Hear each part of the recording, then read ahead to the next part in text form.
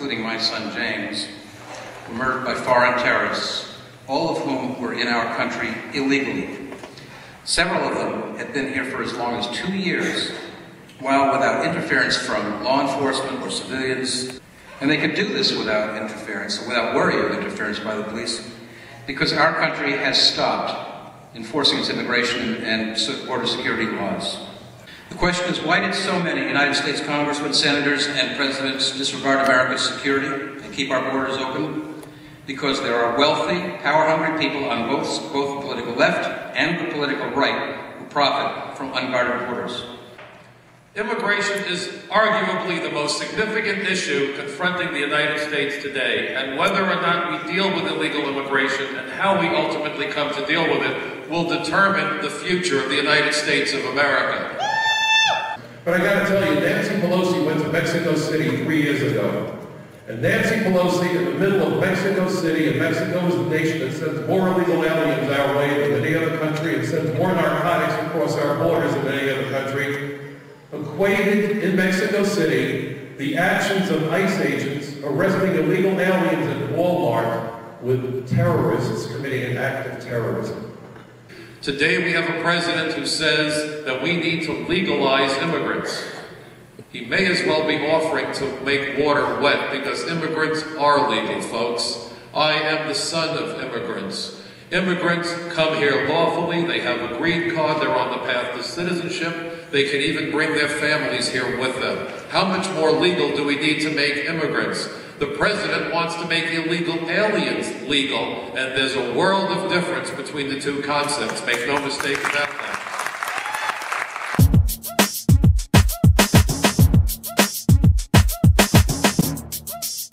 They're just anti-illegal aliens. They are also anti-immigration in general.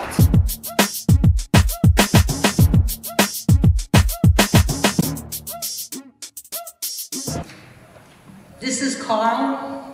I'm sorry you didn't know him. Handsome, funny, smart, loving. My baby. 9/11 happened because my government failed to do its most fundamental job. What Washington should be, every elected official should be. Unfortunately, Washington has turned the government over to the corporate business world. It's amazing what a $20,000, $100,000 donation from a corporation will do to a senator and a congressman. Good evening, Hoosiers. I'm Andy Ramirez. I am a third-generation American of Mexican ancestry, and I want to bring that up for a reason, because the first part is the most important. Third-generation American. The rest of the part we're all proud of, no matter who we are and where our ancestors come from. We came to this land. We are Americans. You know, who thinks of Indiana when it comes to this? You think of the Southwest, California, Arizona, Nevada, Texas, Utah. You think of those states, because those states all have a problem.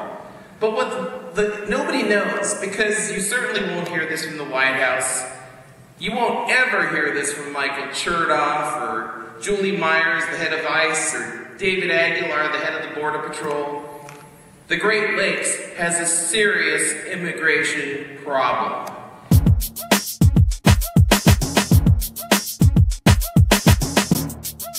What my sign is here for. How does this relate to what's happening here tonight? I am also a member of the local chapter of the Green Party. Among one of the things about the Green Party is that they ask for amnesty, even though we may not like the illegal immigrants or any other immigrants for that matter. We should respect their coming to this country, essentially. Even if it's illegal? Mm-hmm. Even if it's coming illegally? Yes. Why would that be? Why would we overlook the fact that they're here illegally? They're still human beings. Yeah. Yes, but they are here illegally. They're still human beings.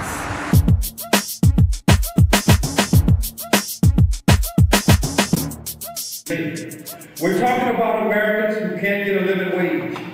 We're talking about Americans who can't get certain jobs. Imagine living in a place, folks, where your kids can't work at McDonald's because they don't speak a foreign language. Yeah, laugh if you want, but that's what's happening in my community. These kids are coming and telling me that the owners of these McDonald's, some Americans, some foreign, some white, some black, some American, Hispanic owners, are telling these kids you cannot work at McDonald's and Burger King unless you speak a foreign language because you would confuse the Spanish-speaking kitchen. You. Because I don't want this great heartland, this perfect place in America, a place that still looks like America, to become what my beloved California has become, and that is the third world.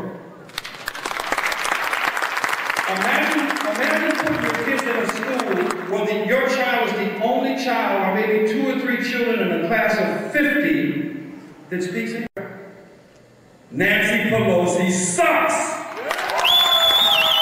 Nancy Pelosi and her San Francisco mentality has ruined the state of California, and it will ruin this country if you people allow it to happen. I'm telling you, I know this broad firsthand, and you don't want any parts of it. She is deaf. She is deaf to a country. Fix it, folks. Fix it here in America while you can.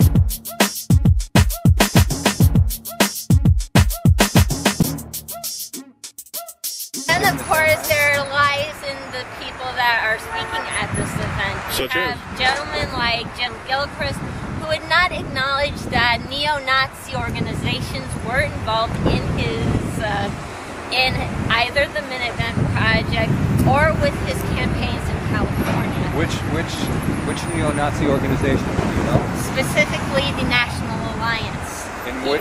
He was interviewed on a radio station when he was about to be asked if he was going to be on if neo-Nazis were involved in his campaigns.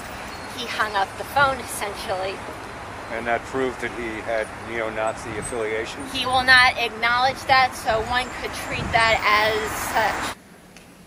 At the current rate of invasion, which now numbers over 5 million people every year entering through our southern border alone, that's just our southern border, 5 million or more unapprehended illegal aliens blending into our society from San Diego, California, all the way up to Anchorage, Alaska, and Bangor, Maine, and Miami, Florida. No one knows who they are, where they are, or what their intentions are.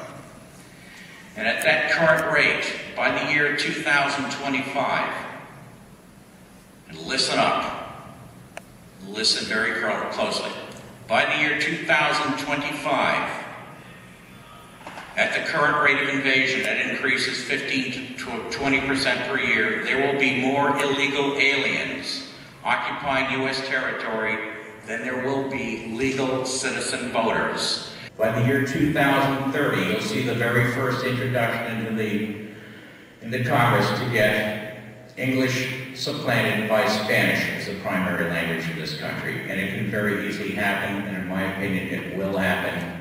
This is how nations over 2,000, 3,000 years of history have been conquered without a shot being fired.